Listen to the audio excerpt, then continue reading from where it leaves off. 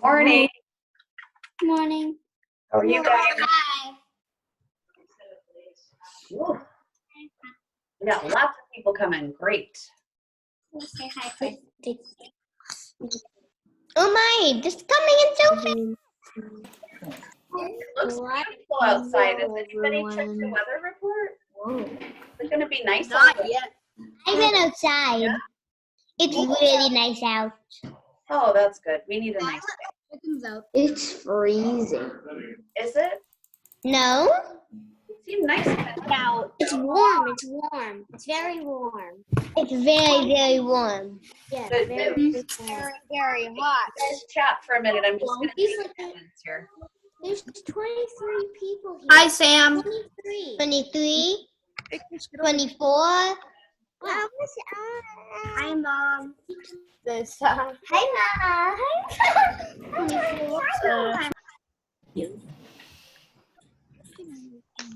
Only 24? Only 24? Oh, no, there's more coming. There should be 8 more people. Yeah, Oh, good. 25? 25? Started. 2, 4. I see 4. Somebody left. Somebody left. Yeah, somebody left. There's still people coming. Don't worry. Oh, someone. What is this really about? Prairie ecosystem. Oh, yeah. Prairie ecosystems.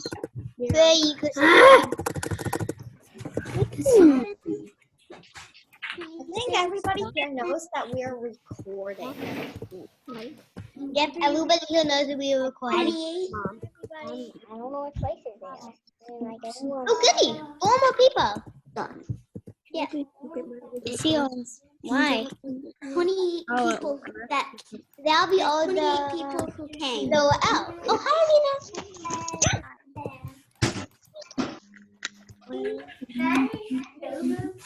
Guess what? Got my video on Miss Fortune. Oh, yes, Selena. Just to let you know, when I stop my video, I am mayonnaise. What? Hi, Okay. Brayden. All right. So if you ever see a mayonnaise bottle out of nowhere, Okay. What? the video. I'm already friends. What's going on? Okay. Rashawn is here. And I Ecosystem. think that's going to be Sasha there. Hello. Ecosystem. Oh, why were you muted? Oh, Addie, look at that cute picture. How old are you in that picture? I can't see it. I don't know. Here, I'll stop my video. Aww, that's cute. Oh, I think she's 2. Oh, I wish I knew you when you were 2. All right, looks like everybody's here, or at least we've got a lot, 27. And then now Addie, I think you and Ada for sure may have attended this one with Miss Yersi. And then Rashawn, did you as well? Yeah? Okay, and any of the other 3rd graders? Because I know, great, Andres did too, excellent. Sasha did too, ooh, cool, okay. I had told Miss Yersi, because she's the one that put this whole, here, let me go ahead and mute you guys. She's the one that put this presentation together, and she was ready to roll it out to her students a little sooner than I was. And at this point in the school year, we always like to have the 3rd graders start to go to Miss Yersi for certain lessons, so that you can start to feel like, oh, this is what it's going to be like next year in Upper L.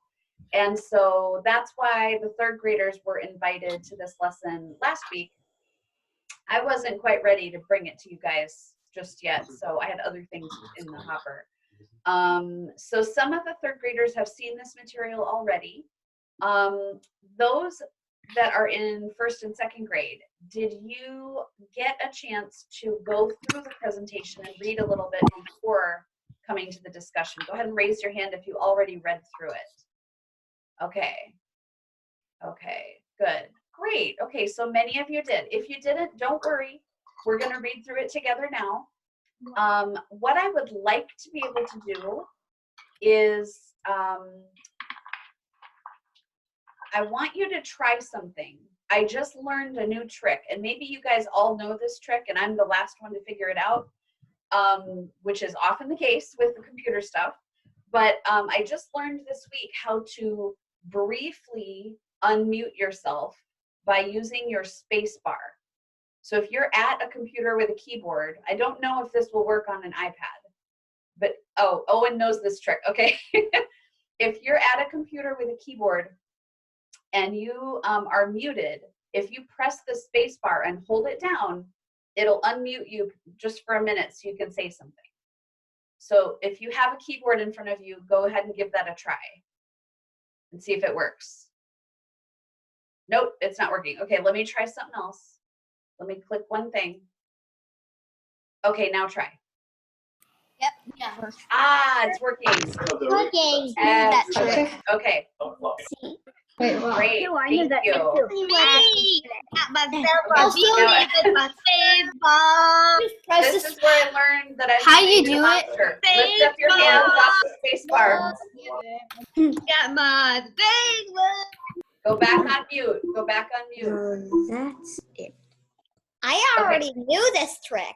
Great. Okay, everybody go back on mute, please. Thank you. We might need to develop a signal for that. What should our signal be? Maybe I go like this. If I go like this, that means go back on mute, okay?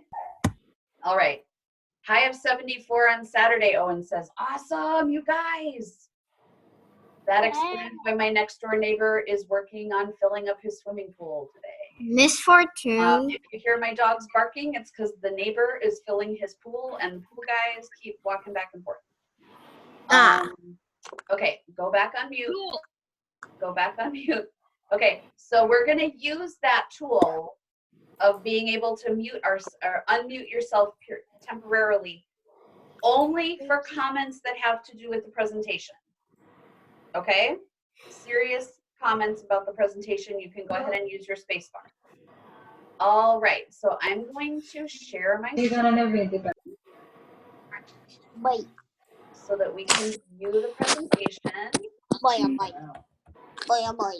Is everybody able to see the presentation now? Yes. Okay, and if you can either pin that screen or put me on speaker view so that screen is taking up, the prairies is taking up the majority of your screen right now, because that's what I want you to be focused on. Okay, go back on mute, everybody. Thank you. All right, so we're going to begin to talk about prairies. And the name of this is Prairie Ecosystems. Does anybody know what an ecosystem? Adam, it's your keyboard. Do you have a keyboard in front of you? You can hold down the space bar, the bar you would use to make space between two words. Okay. Nora, can you talk to us about what an ecosystem is? So it's really like everything is balanced. Like a pond is the ecosystem. Uh-huh. Because like everything needs each other. So everything that is living in that, let's say, pond would include the animals and the plants, right? Yeah. That are living in that particular ecosystem. Another word is an ecological community. We also use that word sometimes to mean all of the living things that live in that place. So thank you, Nora. Great job. So today we're going to talk about all the living things in the prairie. And why do you think it's important for us to know about prairies? Who has an idea? Andres? Prairies are in very big trouble, and Yeah. and people are destroying the prairies. Uh-huh. People are farming. Okay, we're definitely going to discuss that. So one of the reasons it's important for us to know about prairies is that they're declining. Prairies need fire. Okay. There's another good reason for us to know about prairies, and it has to do with where we live. Anyone have any thoughts about that? One. Nora? In the prairie. We live in a prairie land, and also our dad is turning a front yard into a prairie.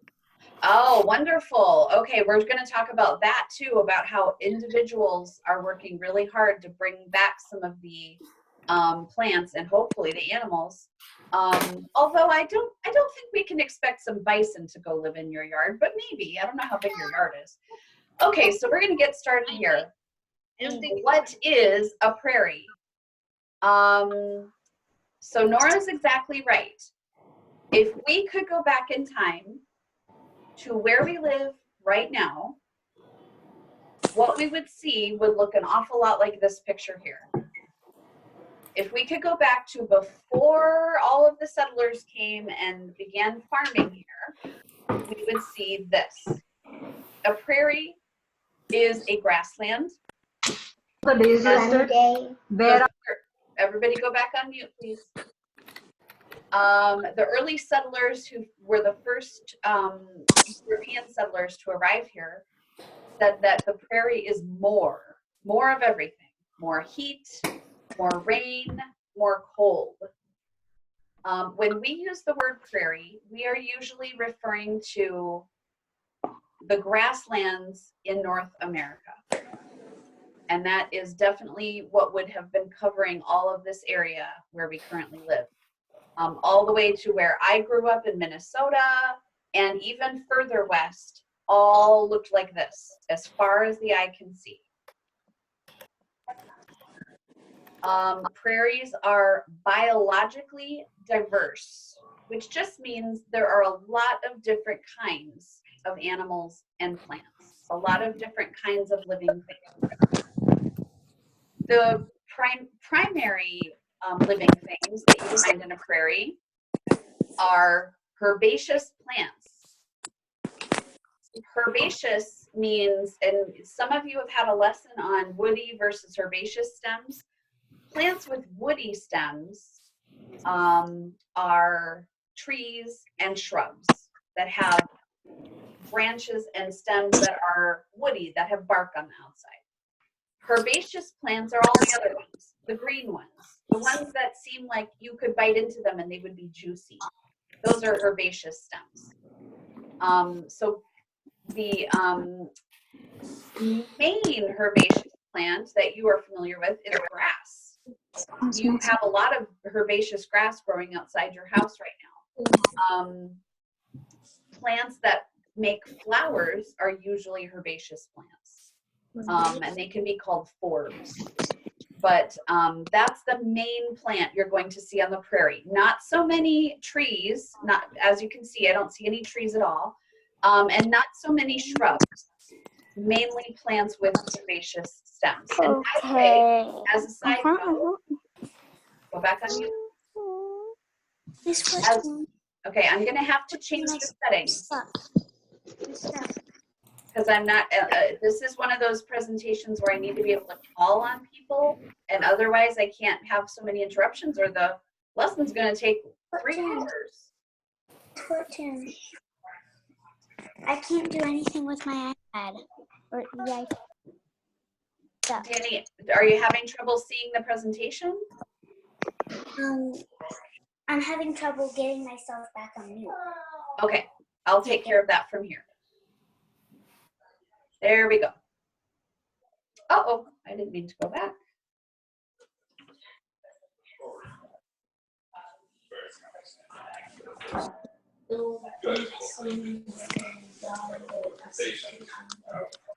Okay.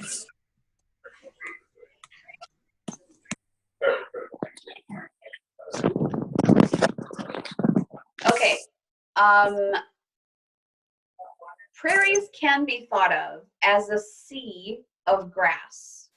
And when you look out across the prairie in this picture, you can kind of imagine how someone might describe it that way. Because if you've ever been to the ocean, when you look out over the ocean, it's just water as far as the eye can see. And just water right up to that horizon line with the sky. And that's exactly what we have here, just grasses as far as the eye can see.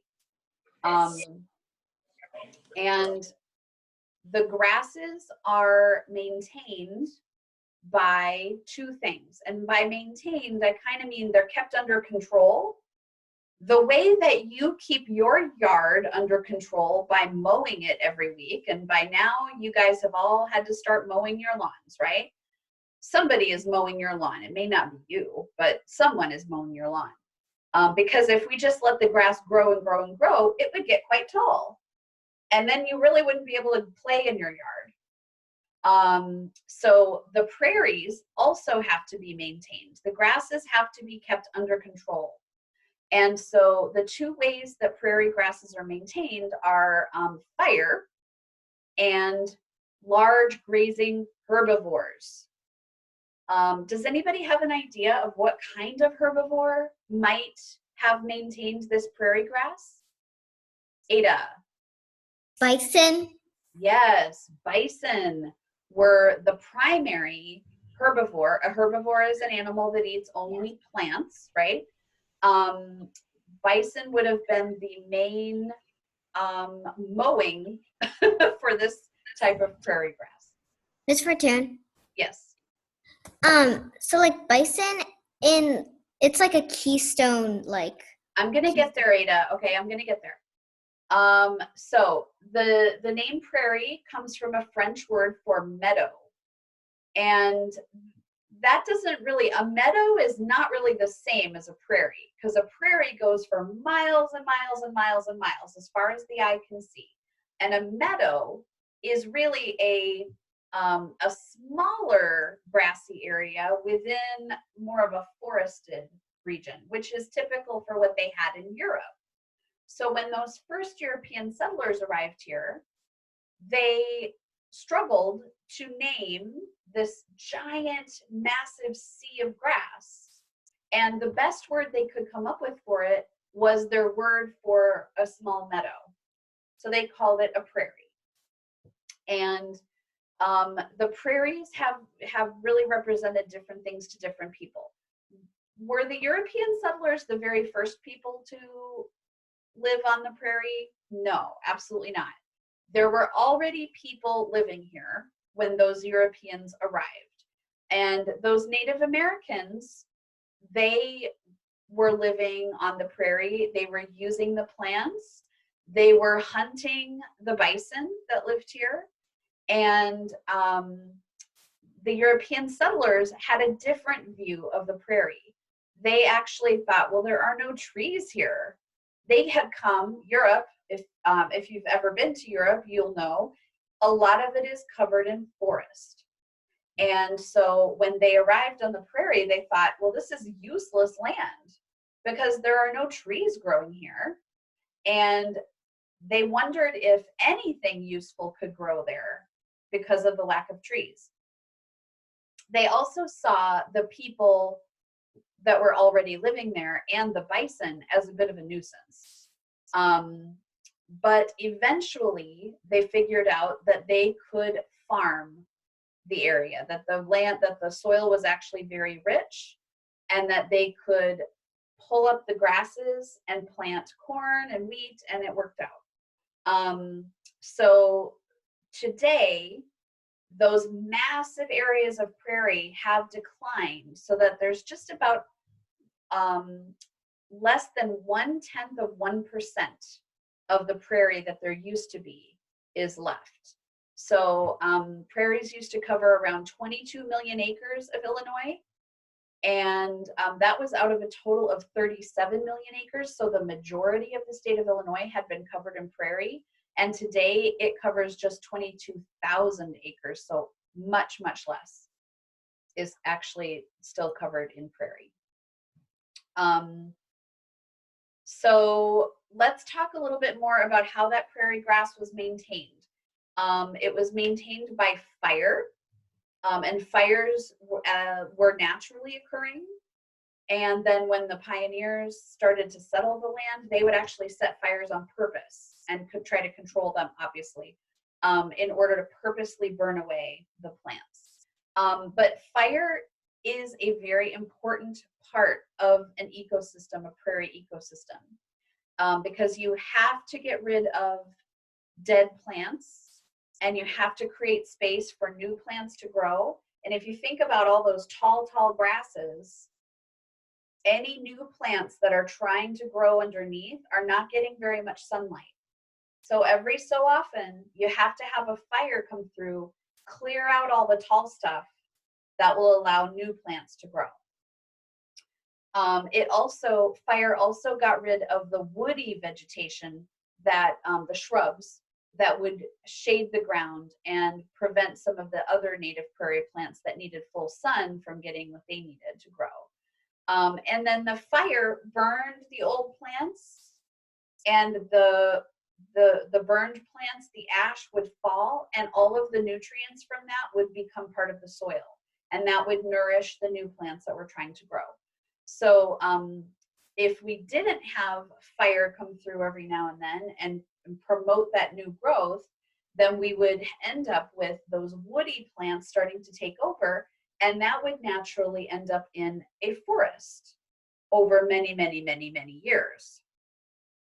So in order to maintain a prairie, you have to every now and then you have to have fire. Okay, I see a few people have their hands up, so I'm going to go take some questions. Svea, did you have a question? Svea, your hand is up. Do you have a question? This is what my dad does. Uh-huh. Yes, I know. Yes, he's involved in this all the time, isn't he? That's right. He just had burning season not too long ago. That's right. Thanks for sharing that. Maybe your dad would like, when we're back in school, we should have your dad come and talk to us about that. I'm looking for the other people who have their hands up. Ava. I keep getting like thrown out of the meeting. I noticed that. You know what? That's not happening from me. I think that what's possibly happening is your internet is cutting in and out. That's pretty normal to have happen, especially when everybody in your neighborhood is all trying to use the internet at the same time. So I do apologize. Every time I see you pop back in, I'm trying to let you in as soon as I see you, but I am not kicking anybody out, I promise. Everybody has that happen to them once in a while. Okay, any other hands? Looking. Okay, so let's talk about bison. When the first European settlers arrived in North America, it is estimated that there were between 40 to 60 million bison. Bison had been on the prairie from around 6,000 years ago until the arrival of the European explorers. And this period of 6,000 years, the bison were flourishing and the prairie was also flourishing. Now, Ada already mentioned this. Bison are a keystone species. This means that other species in the ecosystem greatly depend on this one species. So all of the plants and the other animals in the prairie depended on the bison. And unfortunately, as we know, because you don't look out your window and see bison generally, unless you live right next to Fermilab, because there's a few living there. But otherwise, we do not have the prairies anymore, and we do not have the bison anymore. So with the removal of that species, the other species in the ecosystem greatly are affected. In a prairie ecosystem, grazing bison helped to clear plants, which stimulated new plant growth. And they did this in many ways. Their hooves, as they stomped around grazing, they actually pushed seeds into the ground so that they could sprout and grow and become new food. The shape of their jaw means that when they graze, they can only clip the grass about 2 inches or so above the ground. And so that grass was able to recover quickly because it was still getting sunlight. If you clip, and you probably know this from your gardening experience, but if you clip away all of the green, well, the green is the leaf, right? And what important job is happening inside of a leaf? What critical job is happening inside of a leaf? Alina. Can you unmute yourself, kiddo? There you go. Yes. So the leaf is getting it. When it rains, the leaf is getting the plant all of the water because all the water is dropping onto the leaf and then it's going into the plant. Does the water get in through the leaf?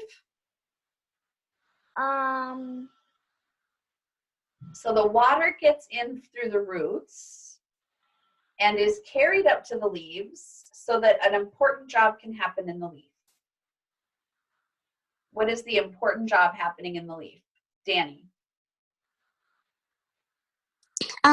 It's making food for the rest of the plant. Yes, okay, great. So thank you, Alina and Danny. You worked together to get that one. So inside the leaf is where the food is made for the plant. If the plant has no leaves, guess what? It can't make food. So the bison are clipping the grass a couple of inches above the ground, leaving a little bit of leaf, a little bit of grass, so that it can get sunlight and continue to grow. So it was helpful to the plants. It trimmed them, but it didn't kill them. You'll notice that's what happens too when you mow your lawn. You don't cut the grass all the way down to the ground. You cut it just so a couple inches show. So the bison and the prairie grasses worked together. And the bison were keystone because they were critically important to the health of the grasses and the other animals that depended on the grasses. Oh, what do bison have to do with prairie dogs? Aww. Yeah, aren't they the best? Prairie dogs don't like to live in tall grass. The grazing bison would crop the grass, and then the prairie dogs would move into that area with the shorter grasses, and they would set up their burrows and their towns. And when they did that, prairie dogs burrow tunnels under the ground, right? So when they do that, they're digging the soil, and they're really turning over the soil. If you've ever planted a garden, you know that the first step is going in there and turning up all of that soil. Well, the prairie dogs were doing that job just by building their homes. And they brought mineral-rich soil from deep down up to the surface. And that was good for the plants. And the bison also benefited from the prairie dogs. They actually would go around their burrows and they would lick all of the soil that was drenched in the prairie dog's urine. Urine is pee. And this sounds disgusting to us, but it was really good for the bison. It gave them some minerals that they needed. It gave them a lot of salt. So they were dependent on one another. The prairie dogs needed the bison to keep the grass short, and the grass depended on the prairie dogs to get the mineral-rich soil to the surface, and the bison depended on the prairie dogs for those rich salts that they needed from their burrow areas. Okay. Here's another way that bison helped the prairie. They like to wallow, which means they roll around in the dirt and they essentially take a bath in the dirt, a dust bath.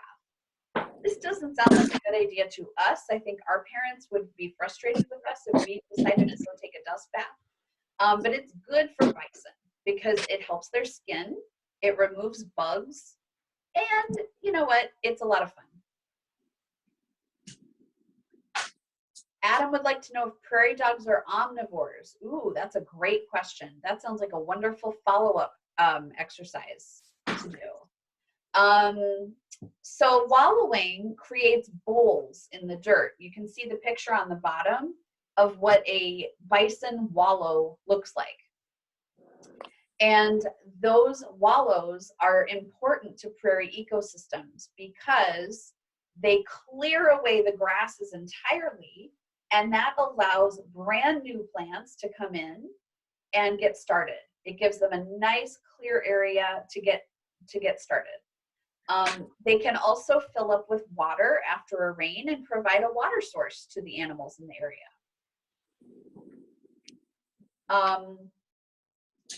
By the way, Jack, I noticed you had a poster, so I'm going to check in with you at the end of this to see if you'd like to share that, okay? Bison also help the prairie soil with their dung. Does anybody know what dung is? Nope. Good, I see lots of hands up. Kaya and Krish, I'm trying to unmute you. Can you unmute yourselves? Do you want to tell us what dung is? Poop. Yep, that's right. That's exactly right. Bison poop. It's called dung. And since they are herbivores, their dung is basically just digested grass. And so it provides a perfect place for insects and other organisms like molds to grow. Now, mold usually sounds like a bad thing, but that's when it's on our food. It's actually not so bad in the prairie. And so you want a lot of organisms growing, and the bison dung provided a great spot for some of those organisms. And then even when a bison would die, the prairie would benefit because the body would decompose and provide food for coyotes, eventually for worms, buzzards, which are birds that eat carrion, and insects would all eat the decomposing bison. And then eventually their body would completely decompose and become fertilizer for the soil. So the prairie is benefited from every activity of the bison, including its death. For many thousands of years, these organisms, the bison and the prairie, supported each other. There's a term for this when you have two organisms that help one another. Does anybody know what that word is? Symbiote. Yes, I don't know who that was, but they're exactly right. Symbiosis. Symbiosis, very good. Yes, and that just means that two biological organisms are helping each other. Excellent, you guys are so smart. Okay, I've got a map here. Anybody recognize this map? Where are we? Oh, I know. South America? No, not South America. Here's a good clue right here. America. Yeah, well, North America. America. Yep. Any particular region of North America? Jack.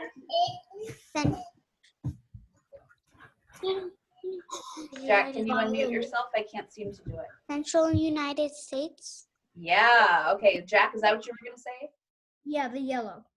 Yeah, so we're in the Midwest here. We're in the central United States. These are the Great Lakes. Here's Lake Superior. Here's Lake Michigan. And Lake Michigan is a big landmark for us because we live right here. If you follow Lake Michigan, whoopsie.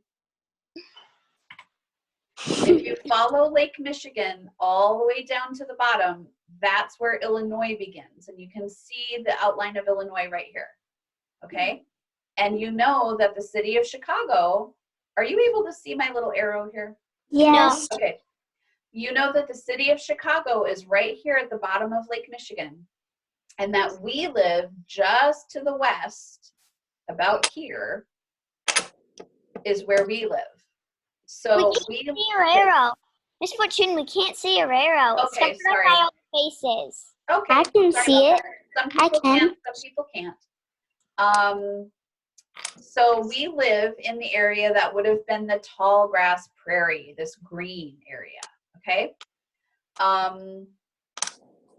Just in case you're interested, if you follow me up here to Minnesota, where I grew up is right about here. So I also grew up in an area that used to be a tall grass prairie. They can be defined, the different types of prairies that you see here differ according to how tall their grass is and also how much rainfall they get. So, Wet. yeah. So the tall grass prairie the mixed grass prairie and the short grass prairie. They get different amounts of rainfall, and they also have different kinds of soil. Okay, prairie plants. When you look at a prairie, it may not seem like there's a ton going on because it just looks like a bunch of grass. But the total amount of living material actually is mostly underground, because some of these plants have roots that can be as long as 16 feet. Okay, so I am 5 feet tall.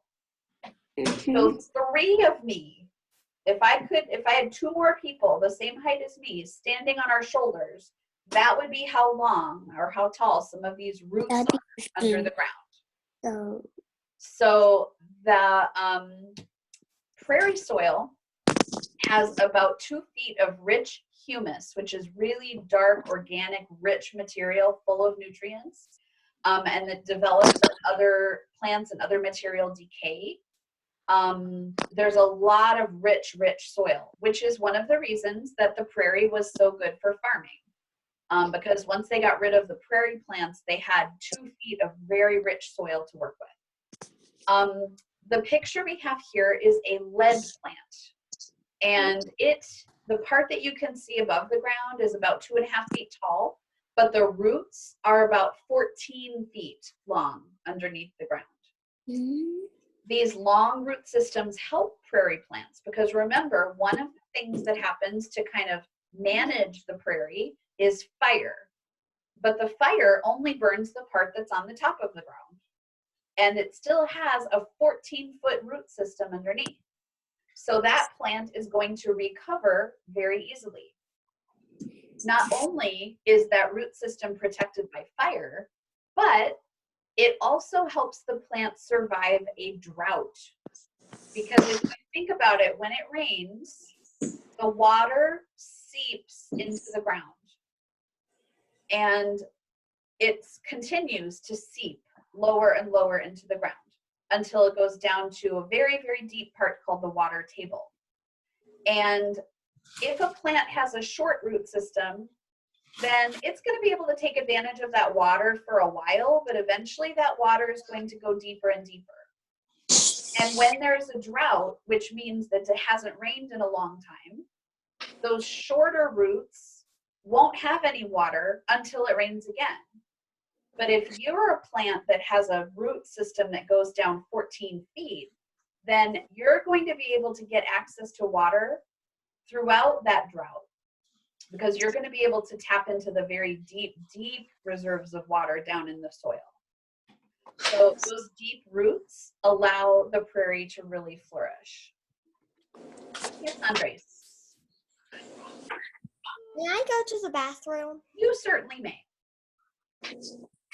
Okay, here's an example of common prairie plants. So you see here, the line going across is the soil line, the earth, okay? And so here's the part that you can see, and here's the part you can't see, the root systems. Whoa. And there are names at the bottom. So if you're interested in investigating these a little bit further, you are welcome to print this. You can definitely ask your folks for some help and print this picture and do a little investigating. This one is called a compass plant right here. And so you can see the part that you can see, and then look how deep those roots go, 15 feet. I'm looking to see if our lead plant, oh, here's our lead plant right here. The second one is the lead plant. So it's only about 2 feet tall on the surface, and then it goes down 14 feet. What about the one? Oh, sorry. What about the first one? The very first one is Kentucky bluegrass. That's the kind of grass you have in your yard. Okay. So this is what the grass in our yards looks like. Short on top, short on the bottom. Okay. So the kind of grass we have in our yard is nothing like the prairie plants that have such long root systems. Okay.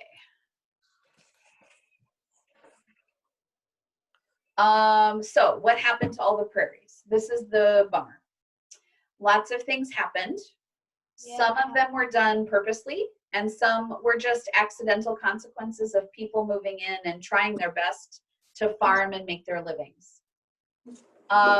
Settlers moved into the prairie to farm, and they viewed, like we said before, they viewed the bison and the native peoples that were already there as more or less a nuisance, because their priorities were to create space for them to farm.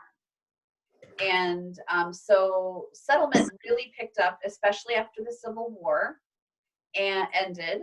And as more people moved west, they used the bison for food and hunted them almost to extinction. And they also settled more and more of the lands and made them into farms. They were not wrong to do this, but they did not realize the importance of the prairie. They just didn't value it. They didn't understand.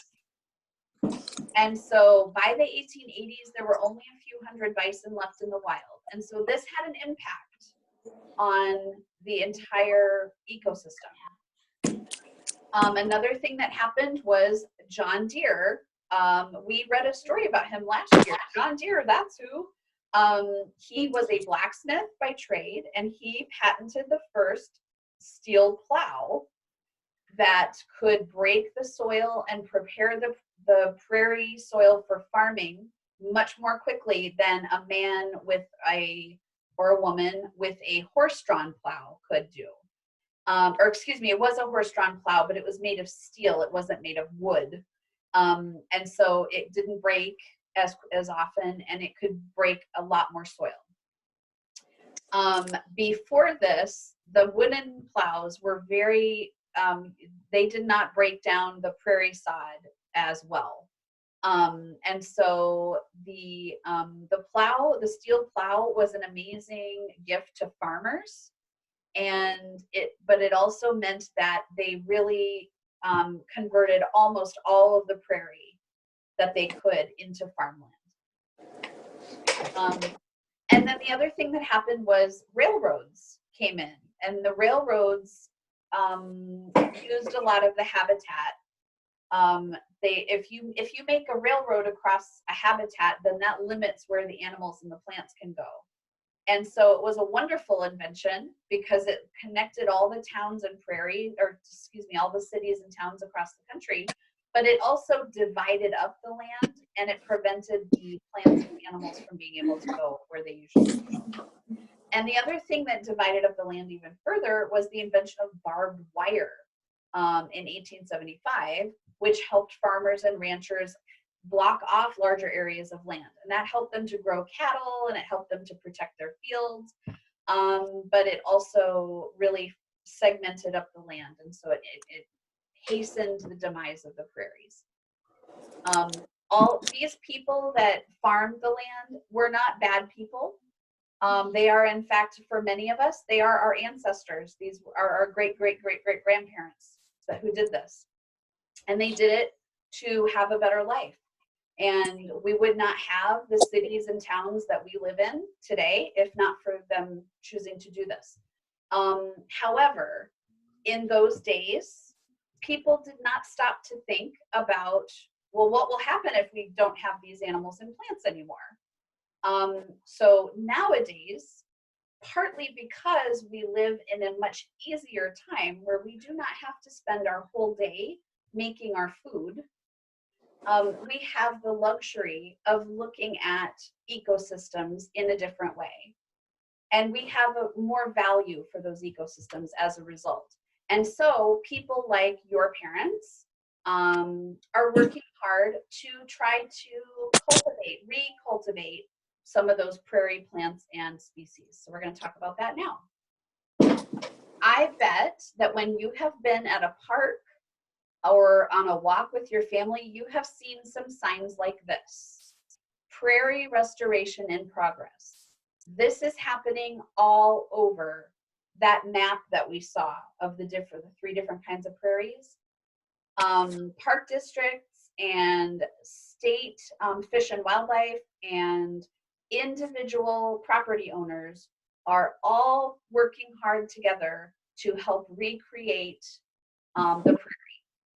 And Ms. Searcy said here that they say that hindsight is 20/20. And what that means is 20/20 means you have perfect eyesight. I do not have 20/20 vision. If you're not wearing glasses right now, you probably do have 20/20 vision. That's the term that the eye doctor uses for somebody who can see really well without any glasses. Hindsight means looking back, looking at the past. And so the phrase hindsight is always 20/20 means that it's very easy for us now to look back and to say, well, they shouldn't have destroyed the prairies. Yes, we know now that those were not necessarily good decisions always, but we can't judge them because they were doing what was best for them at the time. And now we know better. So now we're trying to do better. Today, lots of people are working hard and working together to restore prairie habitat, and they're trying to preserve whatever is left of undisturbed prairie. They're planting native grasses and forbs. They're eliminating invasive species. They're prescribing burns, like Svea's dad will go and burn an area so that new healthy native plants can grow there. And they're even working to reintroduce bison to grasslands. And in many places, they are converting farmland back into prairie. And they're also working hard to monitor and protect animal populations that help keep prairie ecosystems healthy.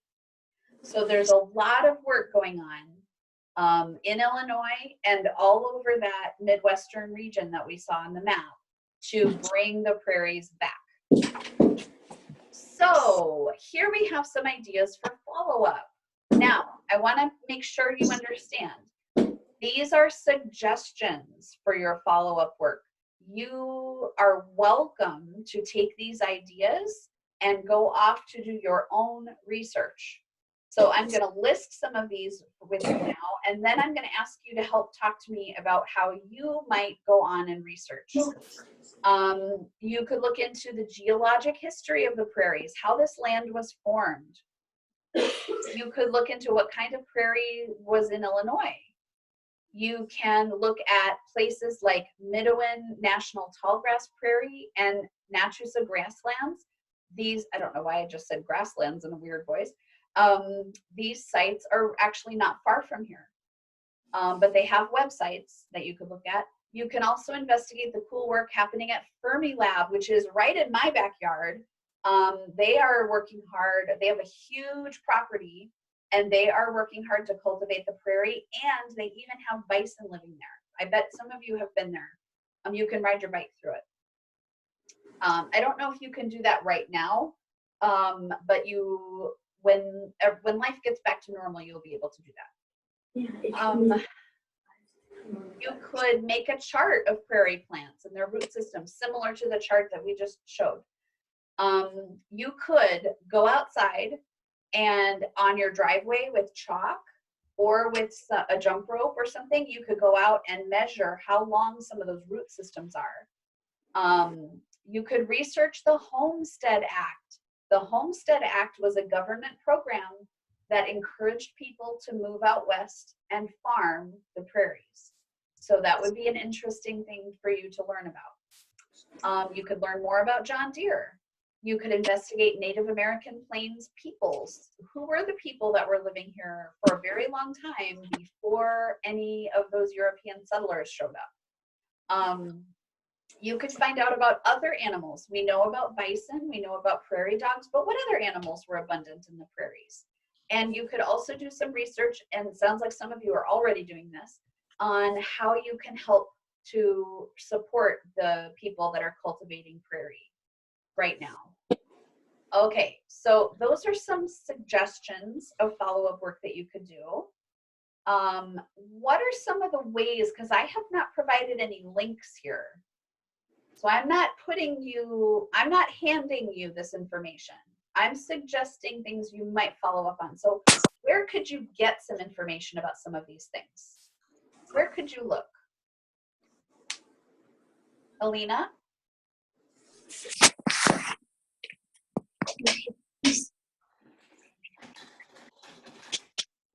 Alina, I can't, there you go. You could look at things on a Kindle or online library. Yes, you can go to, if you wanted, for example, to learn about Midwin National Tallgrass Prairie, you're going to type that into Google and find the website and look it up. To look at something on a Kindle, that's a little tricky. All of you have a library card, so you can go to your library's website, and you'll need some help from parents here, but you can, some books can be downloaded for free using your library card from your local library. I definitely don't want people to have to go buy a lot of books to do this. Another option is your library may already have access to some lessons about prairies. So you'll want to go to your library's virtual resources and see if they already have some lessons about prairies already built in. Yes, Rashawn? National Geographic might have a little information. They might, yes. That's a great website.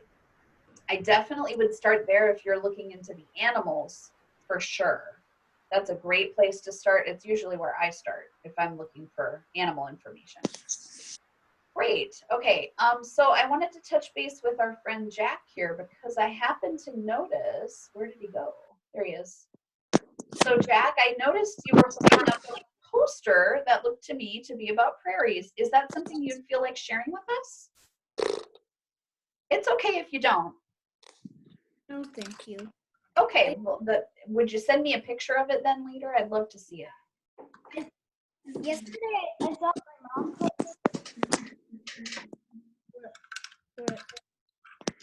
Maybe I'm wrong. I don't know. I'm sorry, I'm having trouble hearing you. You think you sent me a picture already?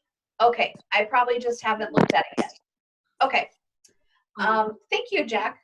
That's exciting for me to see that some of you have already done some follow-up. That's awesome. Can you tell her Lucy has 5 minutes? Yeah. I'm gonna need to leave because Lucy has a one-on-one Zoom in 5 minutes. Okay. Well, Jack, thanks for joining us. And we'll see you later. Okay? Bye-bye. All right, guys, that pretty much wraps it up for us, unless anybody has a question. Thank you so much. Oh, Miles has a question. Yes, Miles. we had a bunch of prairie dogs in Colorado. Oh, yeah, you sure do out there. If you ever visit South Dakota, I don't know if it's a wholehearted recommendation for me to go to Reptile Gardens. There's a lot of great things at Reptile Gardens. There's also a couple things I'm not so crazy about at Reptile Gardens, but one of the things they have is a prairie dog habitat. And you can actually go underground and you can come up inside a bubble and have prairie dogs all around you. You're protected because you're inside a glass dome or a plastic dome, but the prairie dogs are walking around outside. It's pretty cool. Wait, what? You can go in a tunnel? Yes, you go down in a tunnel and you pop up like a prairie dog. I have some pictures of my kids in those domes. I'll try to find them for you. Krish. I can't seem to unmute you, Krish. So, I think we can also look for books, about,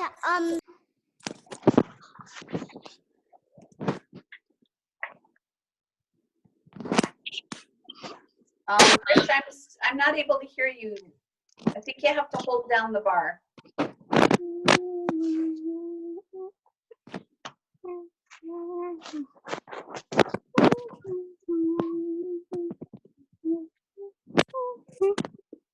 Oh.